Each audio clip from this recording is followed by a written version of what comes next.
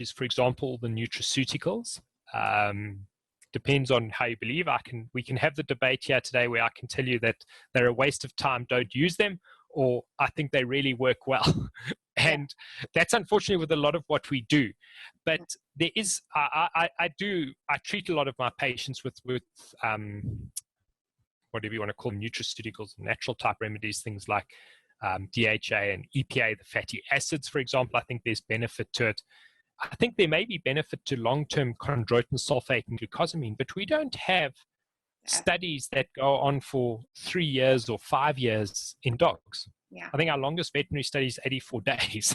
So we know very little bit of actually what happens. So if you look at some of the human studies where they've used them for 3 years, for example, they can show changes in joint space narrowing, their own benefits of joint destruction. But in the short term, we don't have those studies. It's to look at that.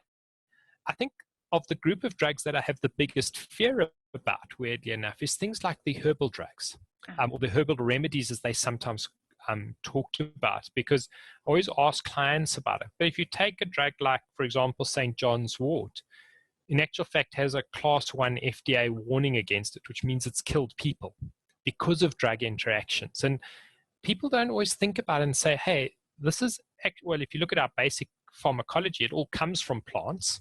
That's where aspirin is from willow bark, foxglove gave us digoxin. We can go through that list.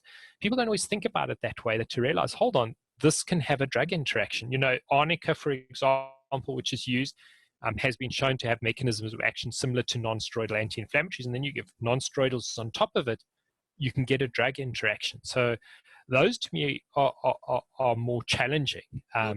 That's out there, to become aware of what other supplements people are using, and that's quite difficult sometimes to get all the information out of it, especially with some of, for example, the Chinese traditional medicines, where I can't read the package insert and then you don't know what's inside it, that it is there. But it depends on what people are using. But that's actually where sometimes more of the problems will actually occur, because they can create problems out of that. And to be aware of it becomes very, very important. Yeah, I mean, on CAM, we do recommend omega-3s, which you've mentioned, because we think there's evidence behind that work. We can really support that. But it is difficult with the other nutraceuticals, and even more difficult with any herbal medicine, because there's literally no evidence out there at the moment for most things. We're just going by anecdote, which is the poorest form of evidence we have in terms of our pyramid.